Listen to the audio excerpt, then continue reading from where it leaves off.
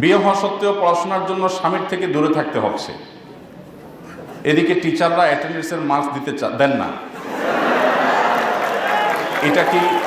এটা কি গুনাহ হচ্ছে? আমার জন্য কোনটা বেশি জরুরি, পড়াশোনা কি সংসার?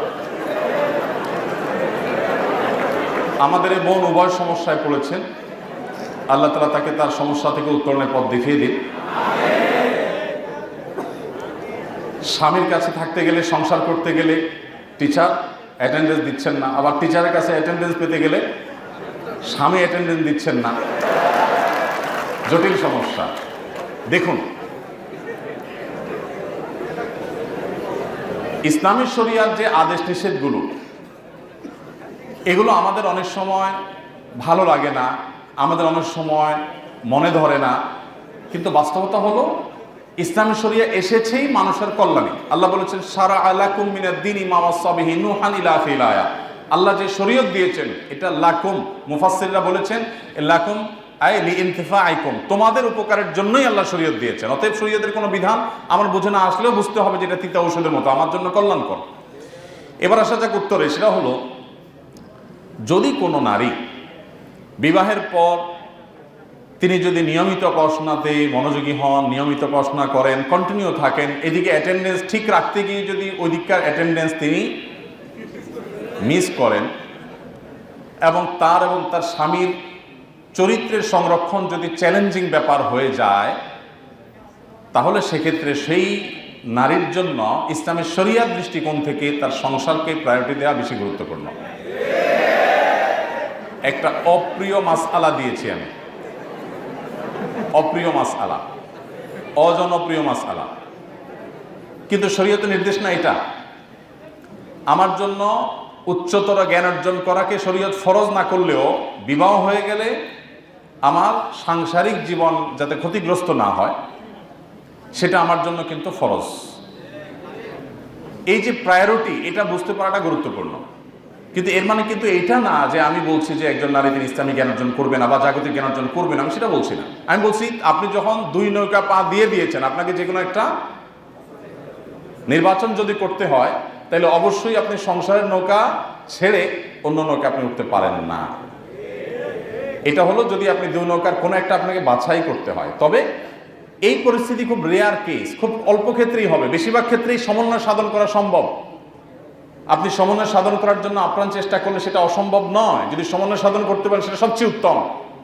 যে আপনি যদি পর্দা প্রশিদের সাথে আপনার জ্ঞান অর্জনকেও ঠিক রাখলেন, সংসারকেও ঠিক রাখতে পারলেন, তাহলে সেটা হবে সবচেয়ে উত্তম। এবং সেটা চেষ্টা করলে খুব বেশি কঠিন কোনো বিষয় নয়, ব্যালেন্স করা অনেকখানি সম্ভব হতে পারে। ইসলামী দৃষ্টিতে একজন মুসলিম নারীর ক্যারিয়ার কি হতে পারে? একজন মুসলিম নারী কোরআনের নির্দেশনা আলোকে মূলত তিনি মুসলিম সমাজের পুরো ভেতর সাইডটা দেখাশোনা করবেন, অর্থাৎ স্বরাষ্ট্র ডিপার্টমেন্টটা পরিপূর্ণভাবে ট্যাকেল দিবেন একজন নারী। একটা রাষ্ট্রের সবচেয়ে গুরুত্বপূর্ণ ডিপার্টমেন্টের নাম কি? স্বরাষ্ট্র ডিপার্টমেন্ট। স্বরাষ্ট্র বিভাগের চাইতে গুরুত্বপূর্ণ কোনো বিভাগ থাকে দেশে? সাধারণত দেশের সবচেয়ে গুরুত্বপূর্ণ বিভাগগুলোর মধ্যে একেবারে শীর্ষে থাকে কোনটা? স্বরাষ্ট্র। আল্লাহ সুবহানাহু ওয়া তাআলা বলেছেন ওয়াকারনা ফি বুয়ুতিকুন্না, নারীরা স্বরাষ্ট্র ডিপার্টমেন্টটা দেখবেন, দেখভাল করবেন। এবং তারা মূলত ডাক্তার, ইঞ্জিনিয়ার, গবেষক, আলেম, দায়ী, শাসক, রাজনীতিকের জন্ম দিবেন এবং তাদেরকে গড়ে তুলবেন। এর পাশাপাশি একজন নারী হিসাবে শরিয়ার যে বিধিবিধানগুলো তার জন্য প্রযোজ্য, সেগুলো মেনে তিনি নিজেও এই সমস্ত সেক্টরগুলোতে তার মতো করে অবদান রাখার সুযোগ আছে। কিন্তু মনে রাখবেন, ইসলামের নারীর যে নারী সুলভ বৈশিষ্ট্য আছে, সেগুলো যদি আপনি বিকিয়ে দিয়ে কিছু করতে চান, ইসলাম সেটাকে অ্যালাউ করে না। পৃথিবীর অনেক দেশে সেটাকে মানুষ ট্রাই করেছে, এক্সপেরিমেন্ট চালিয়েছে।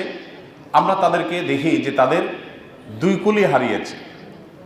তাদের ঘরের ভেতরের যে সুখ সেটা শেষ হয়ে গেছে, আর বাহিরেও যে নারী খুব বেশি সেফ বা নিরাপদে আছেন তা কিন্তু নয়। পত্রপত্রিকার রিপোর্টগুলো ঘাটলে আমরা দেখতে পাবো। এই জন্য একজন নারী তিনি তার ক্যারিয়ারকে অবশ্যই জাগতিক সব বিষয় আশয়ের সাথে সংশ্লিষ্ট করে তিনি অগ্রসর হতে পারেন, কিন্তু তার যে নারী সুলভ শরিয়ার নির্দেশনাগুলো আছে সেগুলোকে পরিপূর্ণভাবে মেনে তারপর যদি সম্ভব হয় করবেন।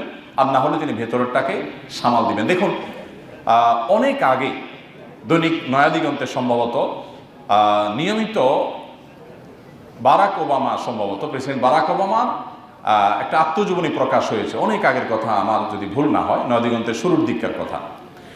তো প্রতিদিন ওনার আত্মজীবনী প্রকাশ পেত একটা একটা করে কিস্তি করে। তো ওটা আমি পড়েছিলাম। একটা জায়গায় তিনি লিখেছেন, অনেকগুলো কিস্তি আমি পড়েছিলাম, একটা জায়গায় তিনি লিখেছেন যে আমাদের মা চাচিরা তারা যখন ঘরে ছিলেন এবং আমাদের বাপ চাচারা বা দাদি নানিদের জন্য দাদা নানারা বাহির থেকে যখন শপিং করে নিয়ে আসতেন, তাদের পছন্দ অনুযায়ী তারা অনেক কিছু হয়তো কিনতে পারতেন না, কিন্তু তাদের সাংসারিক জীবন অনেক সুখী ছিল।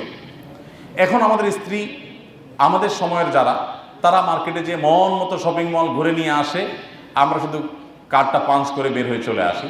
এরপরও আমরা সাংসারিক জীবনে তাদের মতো সুখী না। এই বাস্তবতাকে আমরা কি অস্বীকার করতে পারবো? আপনার মায়ের সাথে আপনার বাবার বোঝাপড়া যতটা, আপনার সাথে আপনার স্ত্রীর বোঝাপড়া তত ভালো না। এই বাস্তবতা অস্বীকার করা যাবে? অথচ তারা কিন্তু ভালোবাসা আদান প্রদান করার তেমন সুযোগ পেতেন না। বিশেষ করে গ্রামে যারা বেড়ে উঠেছেন, সেই ভোরে বেচারা পুরুষ বের হয়ে গেছে, রাতে বাসায় ফিরেছেন, এসার পরে খাওয়া দাওয়া হয়েছে, সবাই যার যার কক্ষে গেছে, তারপর স্ত্রীর চেহারাটা তাও দেখতে পারছে কিনা সন্দেহ। কারণ কারেন্ট ছিল না, হারিকেন বন্ধ করা। আর এখন সুবহানাল্লাহ, আপনি বিয়ে করেছেন, আপনার স্ত্রীর সাথে আপনি হোয়াটসঅ্যাপে তাকে ভালোবাসার মেসেজ পাঠাচ্ছেন, মেসেঞ্জারে পাঠাচ্ছেন, মোবাইলে কল করছেন, ভিডিও কল করছেন, বাহিরে যাচ্ছেন, ভেতরে থাকছেন, কাপড় চোপড় একটা জায়গায় 5টা কিনে দিচ্ছেন, চাইনিজ তো খাওয়াচ্ছেন, থাই খাওয়াচ্ছেন, ইন্ডিয়ান খাওয়াচ্ছেন। এত কাহিনী করার পরও ভালোবাসা যেন কোনোভাবে জমে না। এই জন্য আমি বলি, এখনকার যে প্রজন্ম, আমাদের ভালোবাসাগুলো সব হলো মেড ইন চায়না, আর আমাদের বাপ চাচাদের যে ভালোবাসা ছিল সেটা আসলে মেড ইন জাপান, খুব স্ট্রং।